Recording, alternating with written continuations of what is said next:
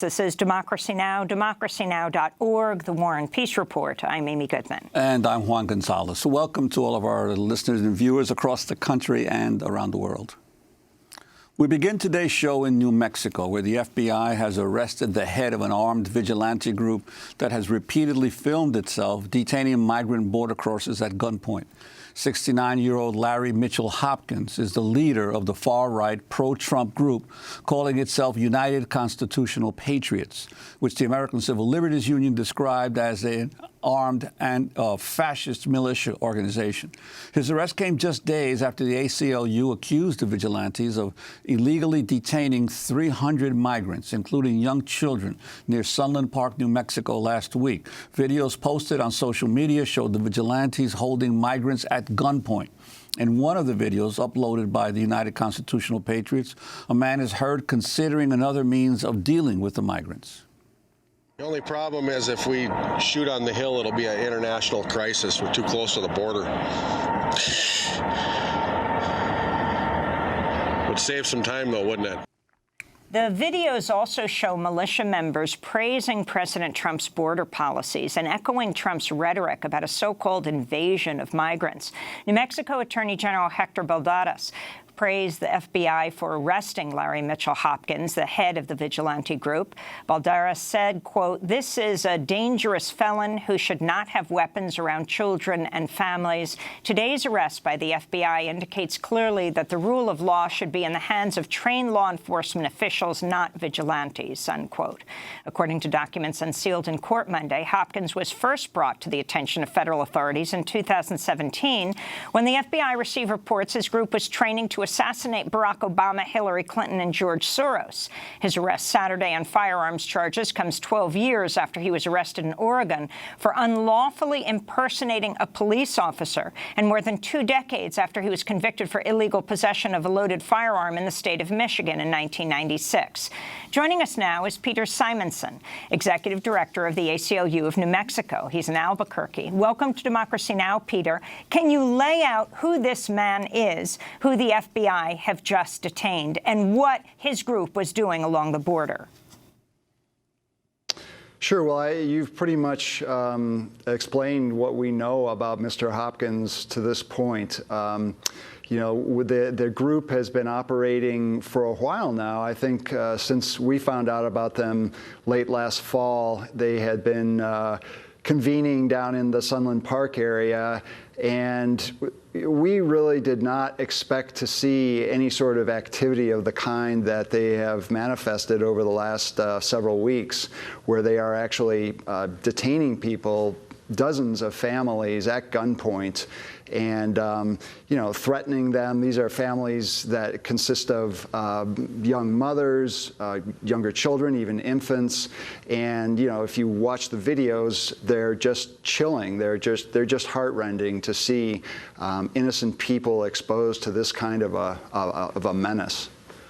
Now, Peter Simonson, there's quite a long history, isn't there, of vigilante groups along the border? I think back to the 1990s when there was a whole Light Up the Border movement by people who were concerned then that there was a major crisis of migrants coming across the border, and there had been isolated instances. But now we're talking about, it seems to be a more permanently organized group. Don't they actually have a small area that they're camping out in near the border?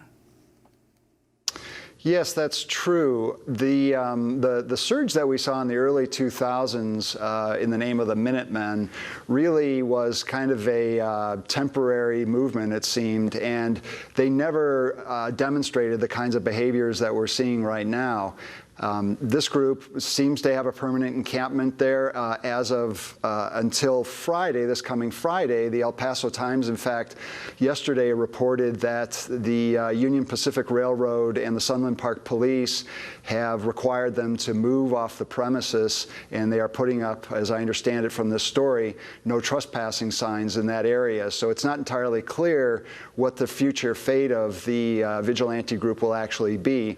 But your point is exactly right. This is appears to be a more determined group, and certainly a group that feels more empowered to take law into their own hands, and doesn't seem to understand any of the consequences of their actions. I'd like to turn to Jim Benvey, the spokesperson for the United Constitutional Patriots, who spoke to the El Paso Times. People ask me also, what is the rule of engagement here? The rule of engagement is that we are here just like anybody else, and the only time that we're going to open fire is if we feel imminent threat or danger to our lives. We are a group of basically volunteer Americans who've come down here. We're retired vets, retired law enforcement, special forces.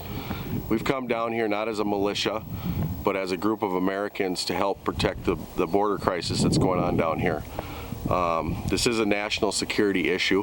Obviously, Border Patrol is part of this as well. We're trying to assist them as far as in the overload. There's areas right now that the Border Patrol can't cover because we have too many people coming through the border claiming false asylum. In one of the videos narrated by Jim Benvey posted online, vigilantes armed with assault rifles are seen approaching a group of several dozen people seated on the ground. Hey guys, this is Jim with the United Constitutional Patriots, and we build the wall. As you can see, we did actually end up getting everybody wound up. It was a combination of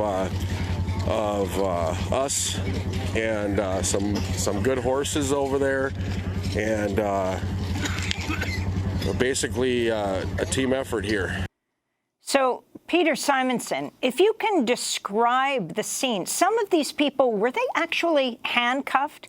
And talk about the distinction you make between a militia and a vigilante.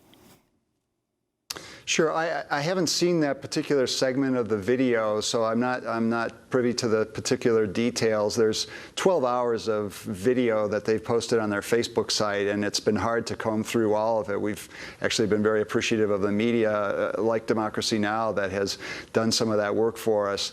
You know, we think that these folks should be labeled vigilantes because they are taking the law into their own hands. They meet every definition of vigilante. They believe that they understand what the terms of justice should be better than what the law actually outlines for us, and are willing to actually go to the lengths of using heavy weaponry to enforce the law as they see it should be done. I think they only adopt the name militia for the purpose of trying to associate themselves with some sort of constitutional narrative that they think justifies their actions, when in fact they are just a lawless band of individuals who are misguided in their intentions. And do you have any sense of what the Border Patrol relationship is to these groups? Does the Border Patrol discourage citizens from taking action, or does it welcome the support of some kind by locals? Great question. I think this is one of the outstanding questions that we have right now. There's plenty of video evidence. I think you just showed some that suggests that the Border Patrol is actively collaborating with these folks, despite the fact that they've made a public statement saying that they neither condone nor endorse their activity. We have plenty of video documentation showing Border Patrol showing up to take the folks that they have illegally detained into custody.